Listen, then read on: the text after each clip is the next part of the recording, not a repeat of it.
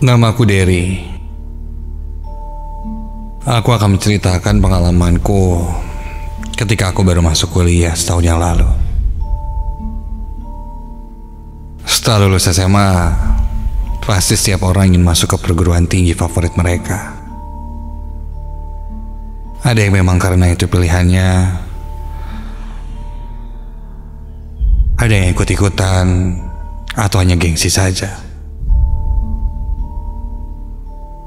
Ketika itu, aku diterima di salah satu universitas pilihanku di Bandung. Setelah mengurus segala pendaftaran, sampailah pada masa orientasi pengenalan kampus. Saat itu masa orientasi kampus dan fakultas menghabiskan waktu 4 hari. Jadi hampir setiap pagi aku bangun subuh, dan jam 5 lebih 15 menit aku harus sudah berada di kampusku. Tentunya dengan segala perlengkapan khas ospek, mulai dari name tag, ikat kepala, kursi goyang.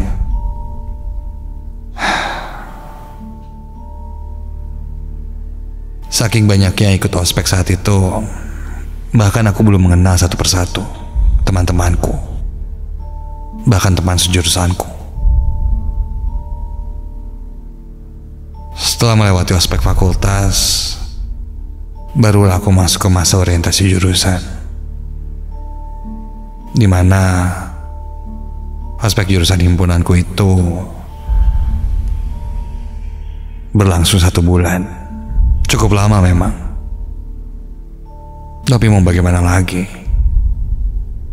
aku pun menjalaninya.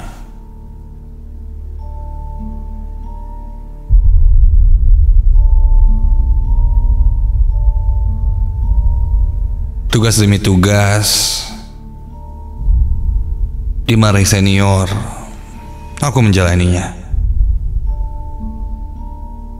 Hingga sampailah tahap terakhir, yaitu camping.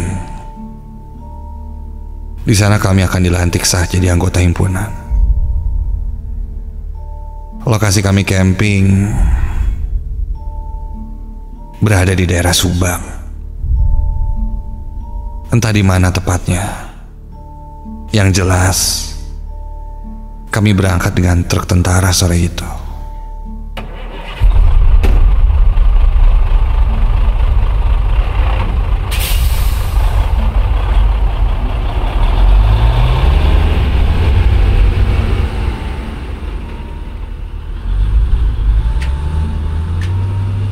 Hingga jam 7 malam, kami sampai di sebuah lapangan yang luas.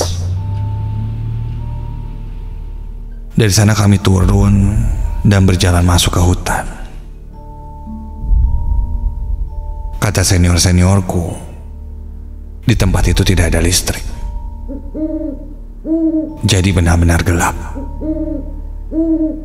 Bahkan warung pun tidak ada. Jauh dari mana-mana. Benar saja, untuk sampai ke lokasi, kami berjalan sejauh 5 km.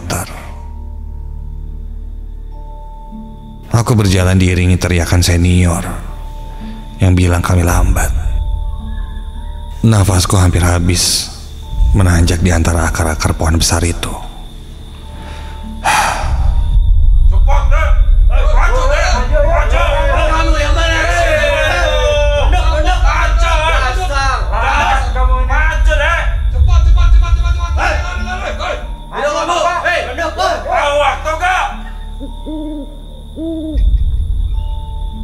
Singkat cerita, kami sampai. Lokasinya ini tepat di tengah hutan. Pencahayaan hanya dari api unggun saja ketika itu. Tenda-tenda besar sudah berdiri kokoh. Kami langsung duduk dan mengumpulkan makanan-makanan yang kami bawa. Lalu dipersilahkan masuk ke tenda untuk istirahat katanya. Jujur aku sudah mempersiapkan mentalku untuk mengikuti camping ini. Karena nanti kami akan digojok mental. Dan yang ku dengar juga akan ada jurit malam. Aku memang bukan orang yang penakut. Jadi aku sangat siap dengan semua itu. Cepat. Bangun. Tahu nasi perintah deh. Waduh, cepat. Enak kamu itu ya. Enak. Dinginnya enak ya. Siap. Yuk, bangun yuk. Benar saja, sekitar jam 2 pagi, kami yang sedang tidur pulas itu dibangunkan secara paksa. Berkumpul di tengah lapangan, dan ketika itu semua tumpah ruah karena panik. Kami lalu diminta berpasangan 2 orang untuk mengikuti jurit malam. Semua mulai berpasangan, dan ketika itu aku kalah cepat dengan teman-temanku. Refleks aku pun menarik salah satu temanku yang saat itu kulihat saja. Entah siapa dia, yang jelas dia perempuan. Kami lalu berbaris berpasang-pasangan. Dan salah satu seniorku melihat ke arahku dan langsung menegurku. Hei kamu, yakin kamu ah? Siap, yakin kak? Kata aku pada seniorku itu. Mungkin karena aku berpasangan dengan perempuan. Setelah itu satu persatu kami dilepas ke hutan. Entah apa yang sudah disiapkan senior-seniorku di sana. Teman pasanganku itu sejak tadi hanya diam. Badannya sedikit gemetar. Dia nampaknya ketakutan. Kamu kenapa? Takut ya? Hei, gak usah takut ya, tenang. Aku sih gak takut yang ginian. Gini aja, Tar, kamu terus ikut aku aja di belakang, ya?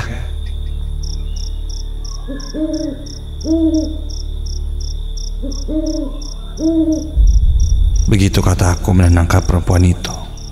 Ya aku pun tidak tahu namanya. Sampailah giliranku. Aku pun berjalan disusul perempuan itu di belakangku. Dan kami mulai masuk ke hutan. Hanya ditemani sebuah senter yang kupegang.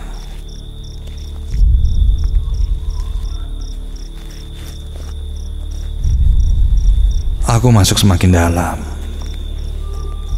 dan semakin jauh dari tempat tenda kami. Kini suasana semakin sepi, hening dan gelap. Hei, buruan dong, ayo. Perempuan itu sejak tadi berjalan agak lambat. Cukup kesal, tapi ya mau bagaimana lagi. Kami terus berjalan sampai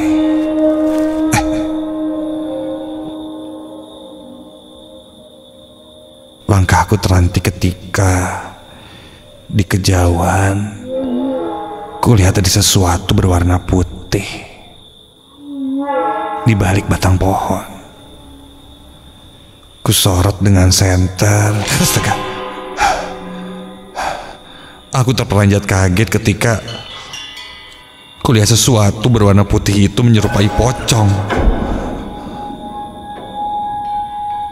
Namun ketika aku perhatikan lagi,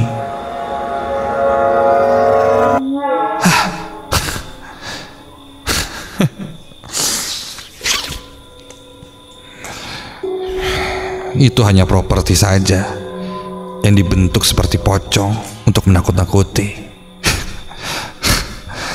Aku tersenyum kecil karena aku tidak takut, hanya kaget saja.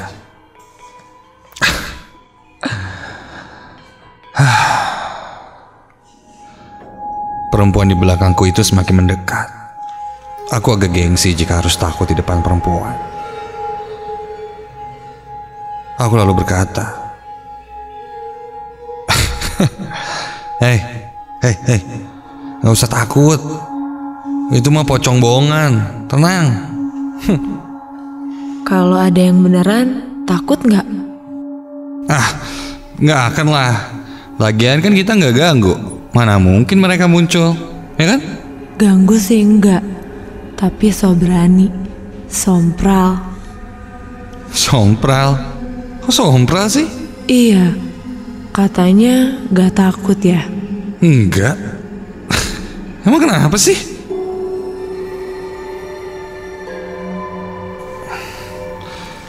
Entah kenapa perempuan itu bertingkah agak aneh.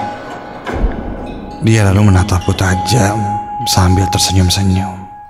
Hei, kamu kenapa? Dia tidak menjawab, hanya terus tersenyum. Tingkahnya seperti orang yang kesurupan. Kontan bulu kuduku berdiri ketika itu.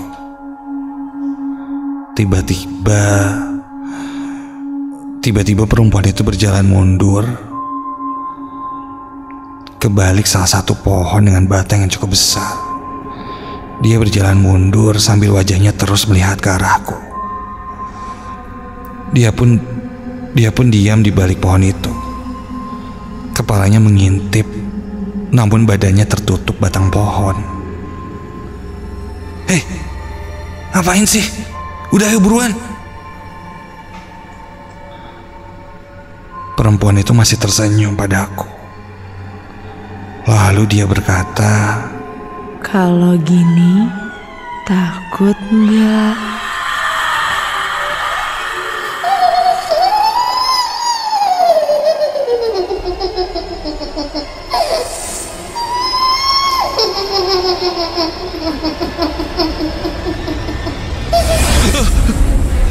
Tiba-tiba kepala perempuan itu melayang mendekatiku dan tubuhnya tidak ada. Yang kulihat hanya kepala dan jeroan tubuhnya yang melayang. Kontan tercium bau anyir yang sangat menyengat di tempat itu. Aku langsung berlari menjauh dari sosok itu. Dan kulihat ke belakang, sosok kepala dengan jeroan tubuhnya itu masih melayang mengejarku.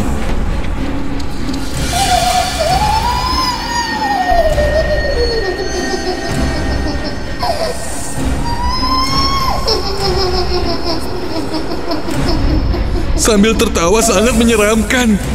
Sampai aku tersandung akar pohon dan terjatuh.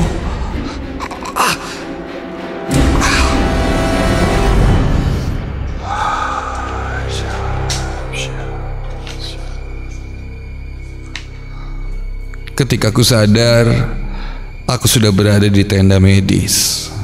Beberapa seniorku mengelilingiku dan bertanya kenapa. Aku ceritakan apa yang tadi kualami. Dan salah satu seniorku berkata bahwa sejak tadi aku pergi ke sana, aku memang sendirian. Makanya aku ditanya yakin apa tidak. Bulu kuduku berdiri mendengarnya. Singkat cerita, ospek pun selesai. Namun setelah itu, aku masih merasa punggungku sangat berat dan pegal. Sampai akhirnya ketika sampai di rumah, aku pergi ke rumah kakek untuk bercerita. Kebetulan kakekku mengerti hal-hal seperti ini. Setelah itu punggungku dipegang seketika. Badanku terasa sangat panas. Kakek bilang, katanya aku pernah bilang pada makhluk itu untuk ikut di belakangku. Aku pun coba mengingat-ingat. Dan benar saja.